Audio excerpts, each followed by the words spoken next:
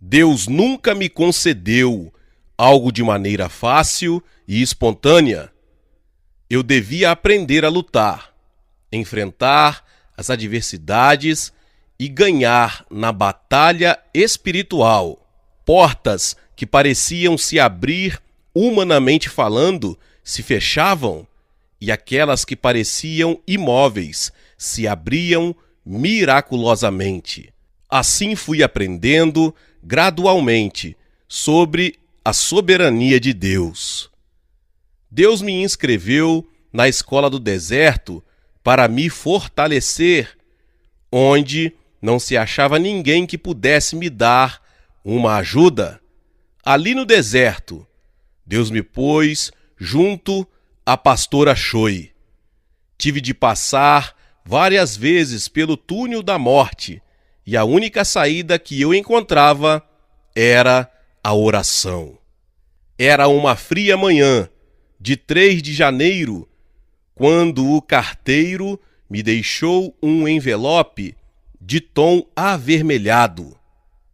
Quem o havia recebido era a pastora Choi, que varria a neve acumulada que caíra durante toda a noite. Tratava-se de uma convocação para o serviço militar obrigatório. Em meus dias de seminário, disseram que eu não podia cumprir com o serviço militar por causa de meu estado físico. Não sirvo para nada, nem sequer posso cumprir com o serviço militar. Nasci homem e não vou recusar esse chamado da pátria. Levantei o rosto para observar como os flocos de neve caíam do céu, mostrando certo grau de insegurança em relação ao sustento da igreja. A pastora murmurou: "A propósito, o que fazemos agora com a igreja? Depois de sofrer tanto e de entrar na etapa do crescimento, não podíamos crer no que nos acontecia.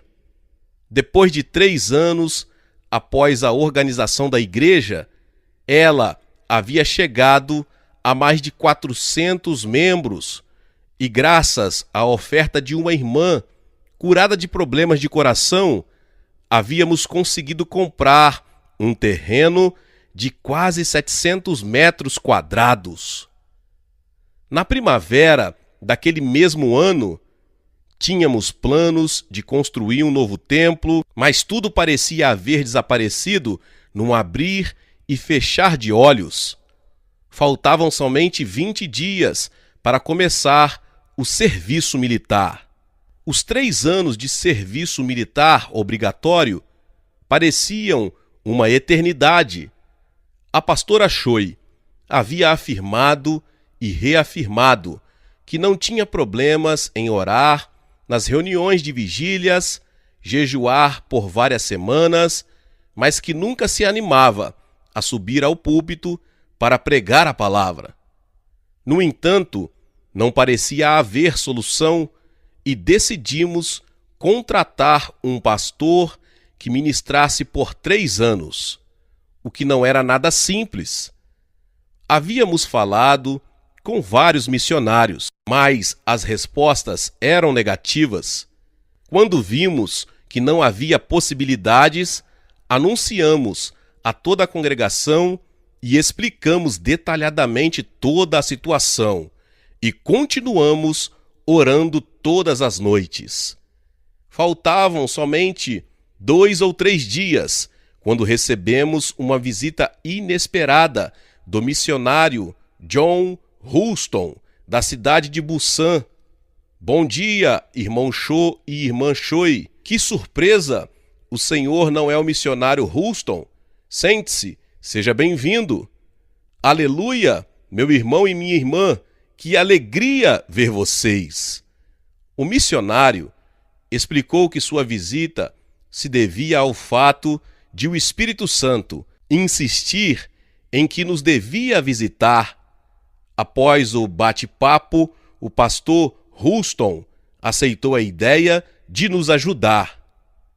O dia em que comecei a servir minha pátria foi 30 de janeiro. Era uma madrugada, a neve caía acompanhada de um forte vento do norte, e devido à falta de carvão, tive de sair sem tomar sequer um copo de chá.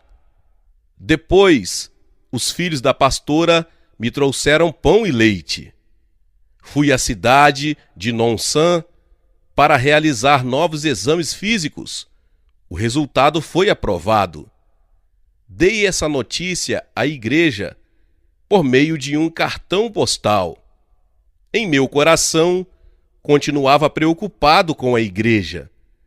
Ao final de fevereiro, a pastora Choi e várias irmãs líderes da igreja foram me ver com uma caçarola nas mãos. Era frango cozido. Pastor, como está? Aleluia, bem-vindas! E como está a igreja? Toda a minha mente estava dirigida à igreja. Compartilhamos a comida com outros 10 companheiros, mas, ao ver meu rosto seco e minha cútis deteriorada pelo vento do inverno, a pastora Choi não parou de chorar. Irmão Cho, está bem realmente? Sim, não chore, que as irmãs podem nos ver. Veja, lealdade à pátria. A partir desse dia, recebi a visita da pastora Choi e de algumas irmãs todos os fins de semana e sempre traziam algo para comer. Depois do treinamento preparatório, no dia 15 de março, me uni a uma tropa que se encontrava perto da cidade de Seul. 2 fins de semana depois, obtive permissão para a saída. Via-me horrível, pois tinha um rosto mais escuro e estava mais magro. Que pensariam os membros da igreja, pensei.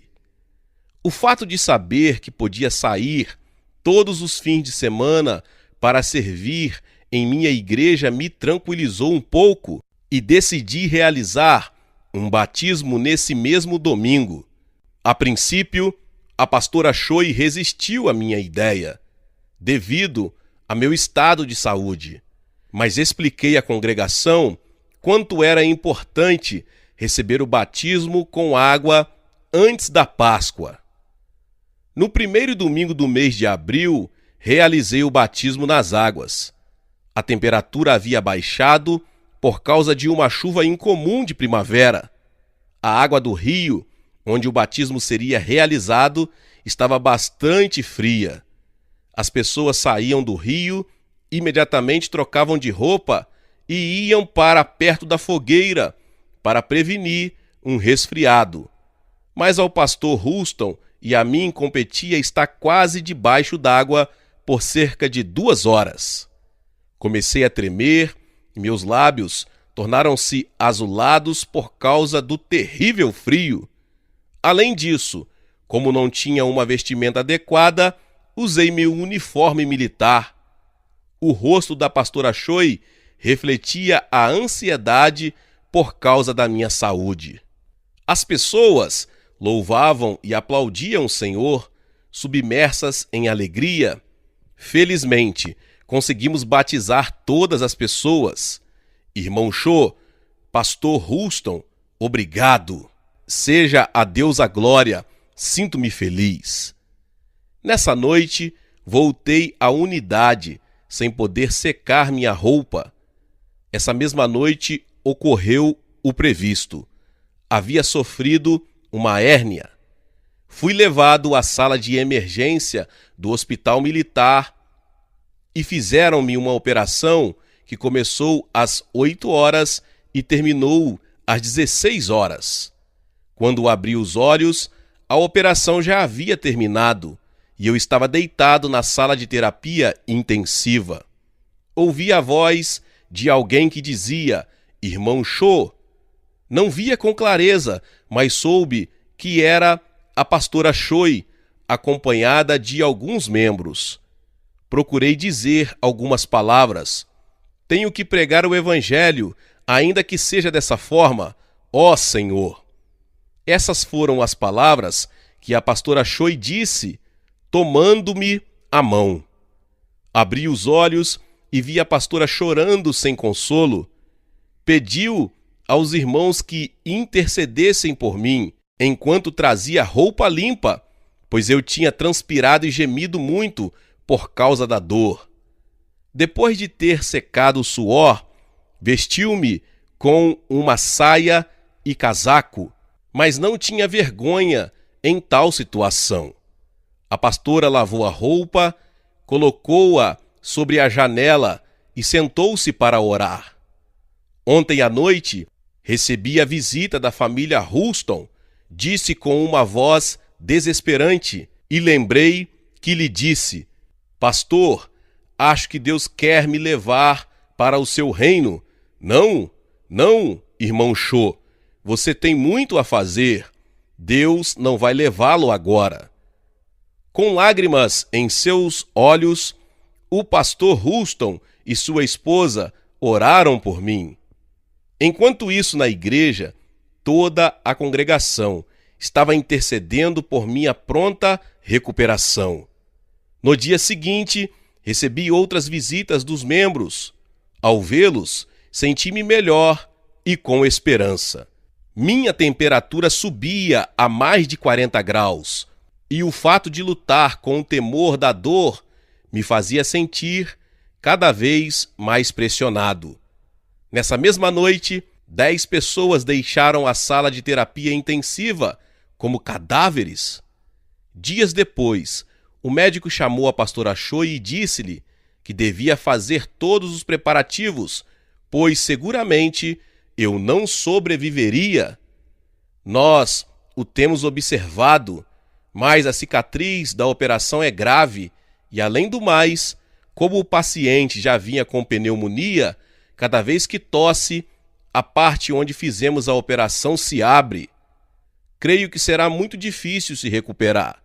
Faça todos os preparativos. A temperatura de meu corpo não era estável. Eu tossia muito e, às vezes, entrava em estado de coma. Delirava e era evidente que enfrentava a morte cara a cara. Devido a pouco espaço da sala, a pastora se metia quase debaixo da cama para orar. Deus, cura teu filho, cura-o da tosse, para que não piore a cicatriz da operação. Isso aconteceu com teu amado servo, enquanto batizava teus santos, no dia em que comemorávamos a morte de Jesus. Senhor, Senhor, Senhor, opera e não deixe que tua glória seja coberta.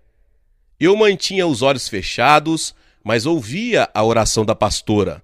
Mamãe, não ore mais, creio que Deus me desamparou. O que você está dizendo?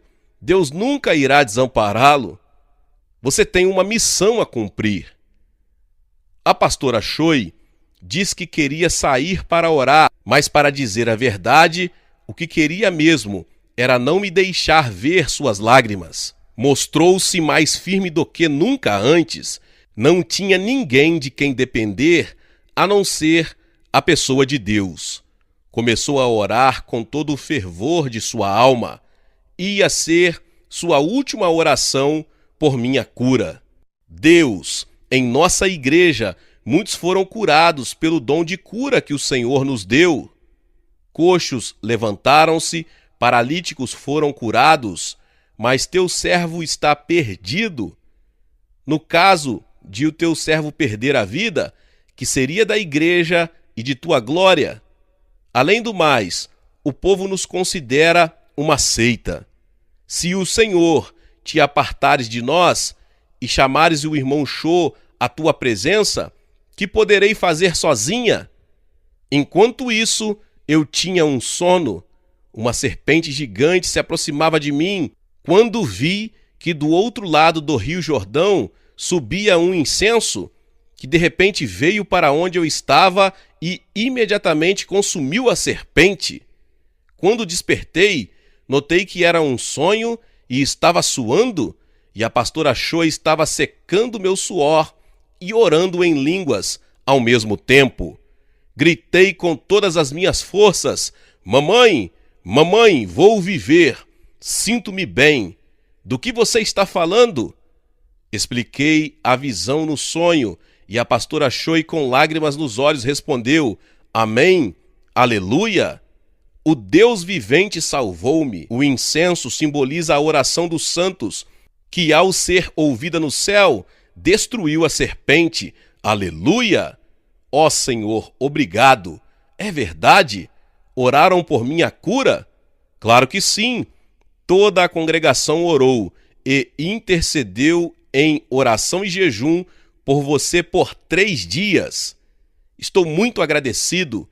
Graças às suas orações, as de Houston e as dos membros, consegui passar pela prova de fogo e sobreviver. Obrigado. A partir dessa madrugada, não voltei a tossir, mas continuei com a dor da cicatriz. Cada vez que voltava a dor, tinha de morder os lábios até sangrar para poder suportá-la. Apesar disso, a pastora Choi sempre estava ao meu lado, clamando a Deus por minha cura. Mamãe, essa experiência me ajudará a entender mais os doentes e a proclamar o Evangelho com outra perspectiva. Certamente, Deus o fortalecerá.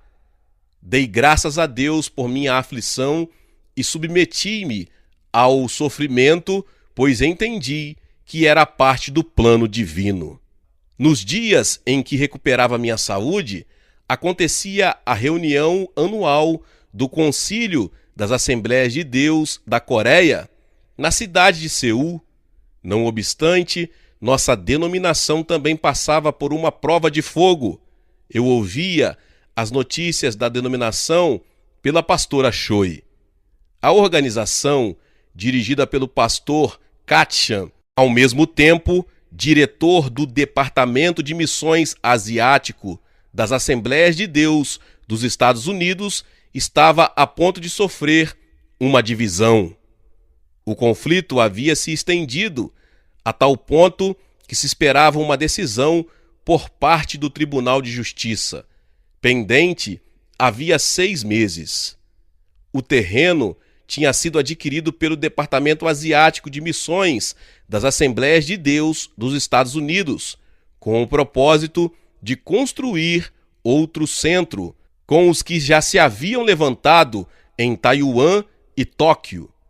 Era evidente que, em uma situação tão crítica como esta, a reunião não iria acabar de maneira simples. Os minutos passavam e a divisão se fazia ver com maior clareza. Nesses momentos, o missionário John Houston pôs-se em pé para falar. Os pastores coreanos não têm nenhuma culpa nesse conflito.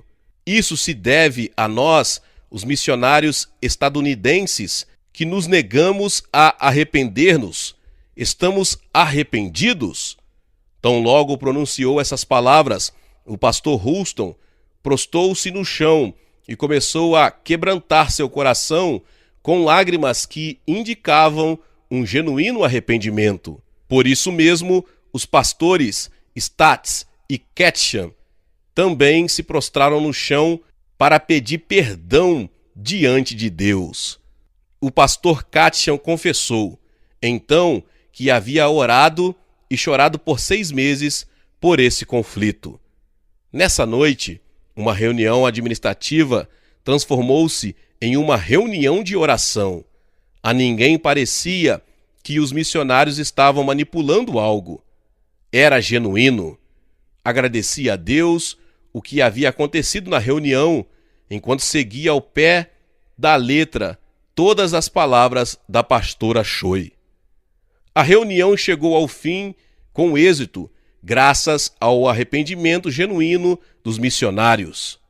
A pastora Choi comentou que o fato de que eu estivera prostrado era o propósito de Deus e dei-lhe razão, porque sabia que, se estivesse estado naquele lugar, não teria conseguido evitar confrontar-me com a oposição, o que teria resultado em dor e desânimo de minha parte.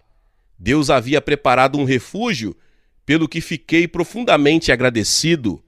Deus, ponho em tuas mãos o conflito da denominação, que se faça a sua vontade. Deus sabia o lugar exato onde eu tinha de estar, porque Ele vê o futuro tanto quanto o presente.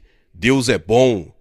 Por um lado, fiquei muito agradecido pelos missionários e pude ver na vida deles o selo de um compromisso por salvar almas em uma terra tão distante, e o meu respeito por eles aumentou quando me dei conta de que haviam deixado seus entes queridos, seu idioma, sua cultura, suas terras, para vir a nossas terras só com o propósito de proclamar o Evangelho.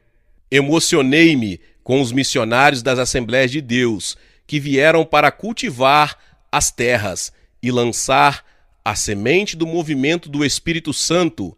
Reconheço que o fruto de hoje se deve ao sacrifício deles. Glória a Deus, que palavra poderosa! Talvez você chegou aqui pela primeira vez e ainda não é inscrito aqui no canal. Se inscreva aqui no canal, ative o sininho das notificações. Todos os dias são postados vídeos abençoados aqui no canal para te abençoar. Meus irmãos e irmãs, deixe também o seu like e não se esqueça de compartilhar esta palavra com mais pessoas. Nos vemos nos próximos vídeos. Amém.